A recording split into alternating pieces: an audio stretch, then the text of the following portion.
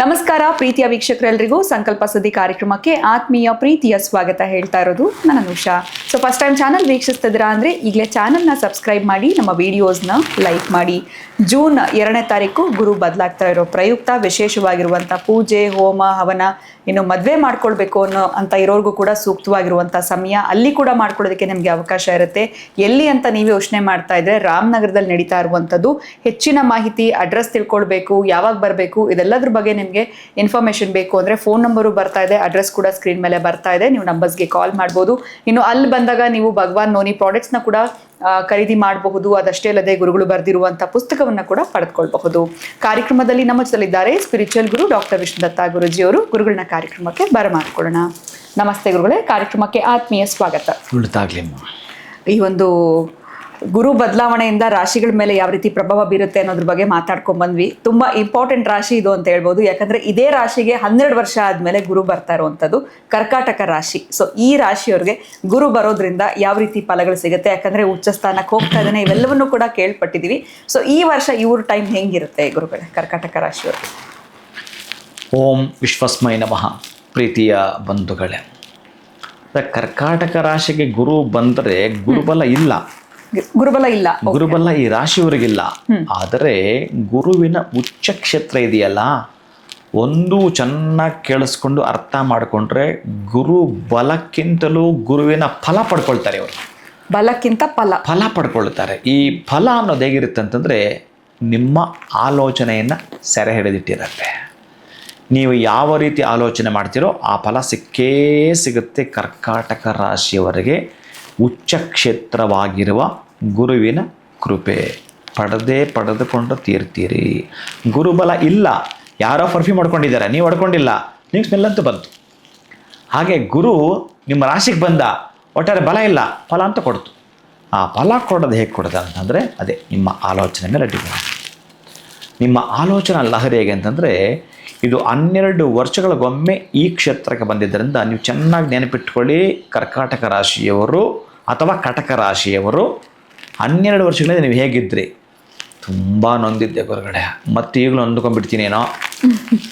ಹಾಗಾಗಿದ್ದರೆ ಯಾರಿಗಾದರೂ ಅಷ್ಟೇ, ನೀವು ತುಂಬ 12 ವರ್ಷಗಳಿಂದ ತುಂಬ ಚೆನ್ನಾಗಿದ್ದಂದರೆ ಹೌದಾ ಅಂತಾರೆ. 12 ವರ್ಷಗಳ ಹಿಂದೆ ಬಹಳ ಪಡಿಪಾಟ್ಲೆ ಪಟ್ಟೆ ಮತ್ತು ಅದೇ ಸನ್ನಿವೇಶ ಬಂದ್ಬಿಡುತ್ತಾ? ಬರಲ್ಲ. ಯಾಕೆಂದರೆ ಆವತ್ತಿನ ದಶಾಭುಕ್ತಿ ಬೇರೆ, ಇವತ್ತಿನ ದಶಾಭುಕ್ತಿ ಬೇರೆ. ಆದರೆ ಗುರು ಸ್ಥಾನ ಪಲ್ಲಟವಾದಾಗ ಅವನ ಸೀಸನ್ ಏನು ಕೊಡ್ತಾನೆ ಅಂತಂದರೆ, ಮಾವಿನ ತೋಟಕ್ಕೆ ಹೋದವರೆಲ್ಲ ಮಾವಿನ ಹಣ್ಣು ತೊಗೋಬೋದು. ಅವನೀಗ ಮಾವಿನ ಹಣ್ಣು ಬಿಟ್ಟಿರೋ ವೃಕ್ಷ ಅವನು. ಗುರುಗಳೇ ನನಗೆ ಸಿಗಲಿಲ್ಲ ಅಂದರೆ, ನನಗೆ ತೊಗೊಳಕ್ಕಾಗಲಿಲ್ಲ ಅಂದರೆ ಏನು ಮಾಡೋಕ್ಕೆ ಬರಲ್ಲ. ಎಲ್ಲರೂ ತೊಗೊಳ್ತಿದ್ದಾರೆ, ನೀನು ಯಾಕೆ ತೊಗೊಳ್ಳಿಲ್ಲ? ಯಾಕೆ ತೆಗೆದುಕೊಳ್ಳಿಲ್ಲ? ತೊಗೊಂಬಂದು ಯಾರಾದರೂ ಕೊಡಬೇಕಾ ಅಥವಾ ತಿನ್ನಿಸ್ಬೇಕಾ? ಹೀಗೆ ಬರ್ತವೆ ಪ್ರಶ್ನೆಗಳು ಕರ್ಕಾಟಕ ರಾಶಿಯವರಿಗೆ. ಆದರೆ ಒಂದು ಸತ್ಯ ಇವ್ರಿಗೇನು ಅಂತಂದರೆ, ಬಹಳ ವರ್ಷಗಳಿಂದ ಇವರ ಬೇಡಿಕೆ ಇತ್ಯರ್ಥ ಆಗಿರೋದಿಲ್ಲ. ಈ ವರ್ಷ ಅವ್ರಿಗೆ ಇತ್ಯರ್ಥ ಆಗುತ್ತೆ. ಖುಷಿ ಪಡ್ತಾರೆ. ಒಟ್ಟಾರೆಯಾಗಿ ಗುರುಬಲ ಇಲ್ಲದಿದ್ದರೂ ಕೂಡ ಖುಷಿ ಪಡ್ತಕ್ಕಂತಹದ್ದು ಭಾಳ ಅದ್ಭುತ ಇರುವಂಥದ್ದು. ಈಗ ನಿಮಗೆ ಎಷ್ಟಾದರೂ ನೋವಿರ್ಬೋದು, ಎಷ್ಟಾದರೂ ದುಃಖ ಇರ್ಬೋದು, ಮನೆಯಲ್ಲಿ ಬಡತನವಿರಬಹುದು.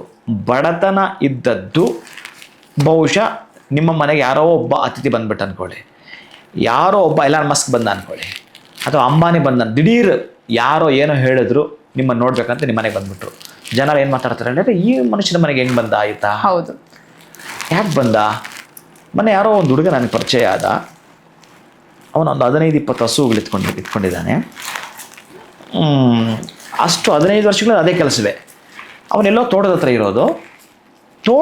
ಇರೋದು ಯಾವಾಗಲೂ ಒಂದಷ್ಟು ಜನ ಹುಡುಗನ ಗುಡ್ಡೆ ಹಾಕ್ಕೊಂಡು ಸ್ವಲ್ಪ ಫನ್ನಾಗಿ ಏನೇನೋ ಆಸೆ ಮಾತಾಡ್ತಿರ್ತಾನೆ. ಅವನು ಹಸುಳೆ ಕಾಯಕ, ಅದು ಬಿಟ್ಟು ಬೇರೆ ಏನೂ ಗೊತ್ತಿಲ್ಲ.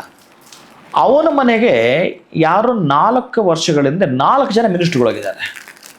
ಆ ಊರಿನವ್ರು ಯಾರೂ ಕೂಡ ಅವನ ಮನೆ ತಿರುಗೂ ನೋಡಲ್ಲ. ಆದರೆ ಅವ್ರ ಮನೆ ಅಂದರೆ ಅವನು ಅಂಥದ್ದೇನು, ನಾನು ಹೇಳ್ತಿರೋದು ಅಂಥದ್ದೇನು ಅಂತಂದರೆ, ಅವನಲ್ಲೇನು ಅಂಥ ವಿಶೇಷತೆ ಇಲ್ಲ. ಅದರ ಜೊತೆಗೆ ಅವನು ಸಾಮಾನ್ಯವಾಗಿ ಹಸುಗಳನ್ನ ಮೇಯಿಸ್ಕೊಂಡಿರ್ತಕ್ಕಂಥ ವ್ಯಕ್ತಿ. ಅವನ ಮನೆಗೆ 4 ಜನ ಮಿನಿಸ್ಟ್ರುಗಳು ಹೋಗ್ತಾರೆ. ಆ 4 ಜನ ಮಿನಿಸ್ಟ್ರು ಹೇಳೋದು ಬೇಡ, ಆ 4 ಜನ ಮಿನಿಸ್ಟ್ರುಗಳು ಹೋಗ್ತಾರೆ. ಆ ನಂತರ ಊರವ್ರಿಗೆಲ್ಲ ಗೊತ್ತಾಗುತ್ತೆ, ಅದೇ ಇವ್ರ ಮನೆಗ, ಅರೆ ನಾನು ಮೆಂಬರಯ್ಯ, ನನ್ನ ಮನೆಗೆ ಬರಲಿಲ್ಲ, ಅರೆ ನಾನು ಚೇರ್ಮನ್, ನನ್ನ ಮನೆಗೆ ಬರಲಿಲ್ಲ. ಯೋಗಗಳಿಗೆ ಅದರ ಅವಶ್ಯಕತೆ ಇಲ್ಲ. ಮಣ್ಣು ಮಸ್ಕು ಚೇರ್ಮಣ್ಣೆಲ್ಲ ಬೇಕಾಗಿಲ್ಲ ಅದಕ್ಕೆ.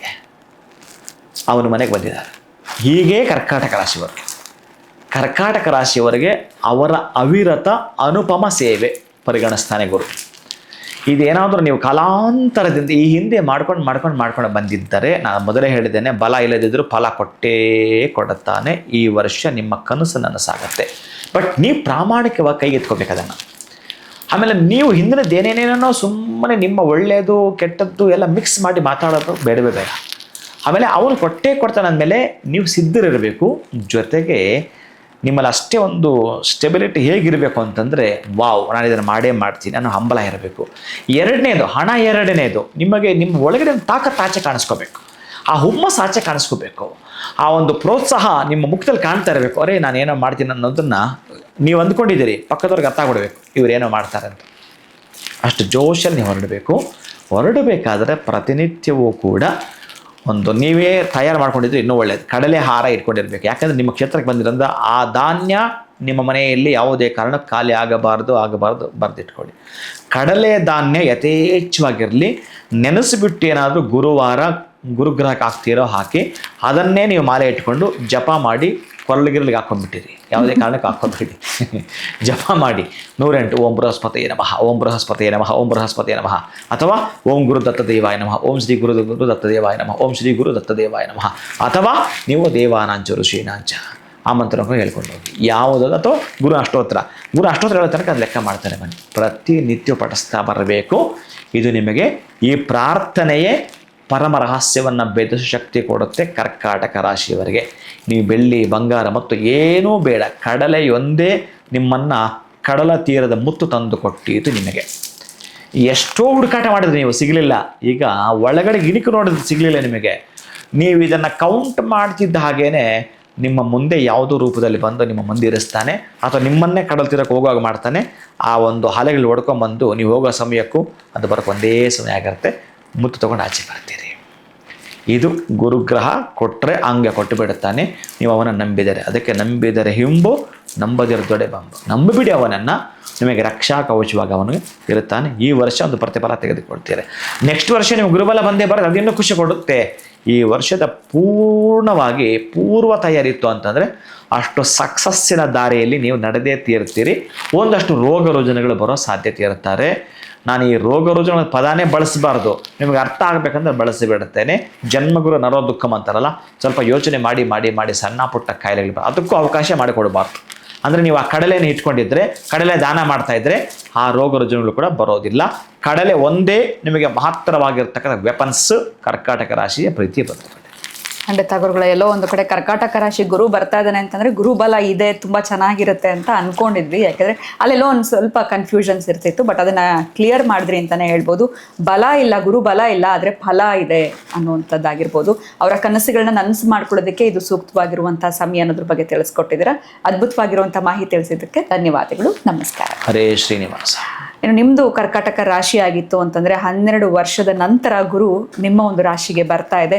ಸೊ ಈ ಒಂದು ವರ್ಷಗಳ ಕಾಲ ಹೇಗಿರುತ್ತೆ ನಿಮ್ಮ ಒಂದು ಫಲಗಳು ಅನ್ನೋದ್ರ ಬಗ್ಗೆ ಗುರುಗಳು ತಿಳಿಸ್ಕೊಟ್ಟಿದ್ದಾರೆ. ಇನ್ನು ಕಡಲೆಯನ್ನು ಯಾವ ರೀತಿ ನೀವು ದಾನ ಮಾಡಬೇಕು, ಅದನ್ನು ಹೇಗೆ ಪಠನೆ ಮಾಡಬೇಕು, ಪ್ರತಿಯೊಂದು ಕೂಡ ತಿಳಿಸಿದರೆ ಇದೆಲ್ಲವನ್ನು ಕೂಡ ನೀವು ಫಾಲೋ ಮಾಡಿ ಅಂತ ಹೇಳ್ತಾ ವಿಡಿಯೋನ ಮುಗಿಸುವಂತಹ ಸಮಯ ಆಗಿದೆ. ನಮಸ್ಕಾರ.